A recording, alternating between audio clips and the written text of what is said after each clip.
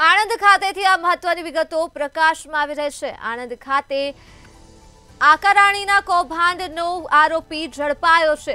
તો વિગતો આણંદથી મળી રહી છે, જ્યાં ધ્રુવલ પટેલને 3 વર્ષ પછી પોલીસે પકડી પાડ્યો છે। આ સાથે જ વર્ષ 2022માં ધ્રુવલ પટેલે આકારણી કૌભાંડ કર્યું હતું અને તેની હવે ધરપકડ કરી લેવામાં આવી છે। કરમસદ પાલિકામાં આચર્યું હતું આકારણી કૌભાંડ, ત્યારે ધ્રુવલ પટેલે 90 જેટલી મિલકતોની કરી હતી આકારણી અને તેના લીધે હવે તેની ધરપકડ કરી લેવામાં આવી છે।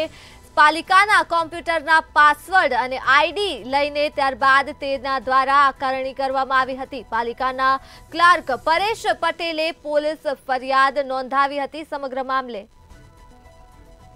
તો આ મુદ્દે જ આપણી સાથે સપન પટેલ ફોન લાઈન પર જોડાઈ ચૂક્યા છે। જી, આણંદ ખાતે ધરપકડ કરવામાં આવી છે, શું છે વધુ વિગતો?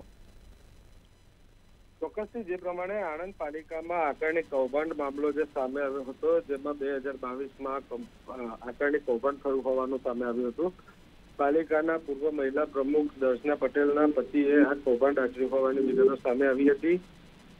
દર્શના પટેલને ભાજપના મેન્ડેટ ઉપર પાલિકાના પ્રમુખ બનાવવામાં આવ્યા હતા। 2022માં વહીવટદારનું શાસન દરમિયાન આકારણી કૌભાંડનો પર્દાફાશ થયો હતો અને પાલિકાના પ્રમુખ પતિ ધ્રુવલ પટેલે પાલિકાની જ્યાં બહાર 90 જેટલી મિલકતોની આકારણી કરી નાખી હોવાના ઘટસ્ફોટ થયા હતા।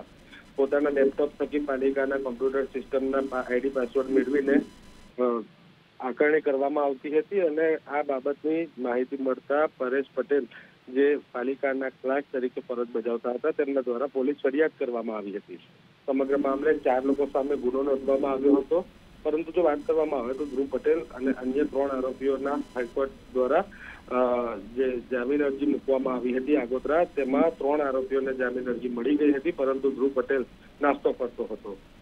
ત્યારે હાલ જો વાત કરવામાં આવે તો વિદ્યાનગર પોલીસે આખરે ધ્રુવ પટેલની અટકાયત કરીને ધરપકડ કરી લેવામાં આવી છે। જી, તમામ વિગતો બદલ આભાર। તો આણંદથી આ સમાચાર મળી રહ્યા છે, જ્યાં ધ્રુવલ પટેલને 3 વર્ષ બાદ પોલીસ દ્વારા પકડી લેવામાં આવ્યો છે। વર્ષ 2022માં ધ્રુવલ પટેલે આકારણી કૌભાંડ આચર્યું હતું, તેને લઈ હવે ધ્રુવલ પટેલની ધરપકડ થઈ ગઈ છે। કરમસદ પાલિકામાં આકારણી કૌભાંડ આચરવામાં આવ્યું હતું। ધ્રુવલ પટેલ દ્વારા 90 જેટલી મિલકતોની આકારણી કરી હતી આ ધ્રુવલ પટેલે અને આરોપીની હવે ધરપકડ કરવામાં આવી છે। તો આણંદના આકારણી કૌભાંડનો આરોપી ઝડપાઈ ચૂક્યો છે। 90 જેટલી મિલકતોની આકારણી કરી હતી ધ્રુવલ પટેલે અને 3 વર્ષ બાદ પોલીસે તેને ઝડપ્યો છે।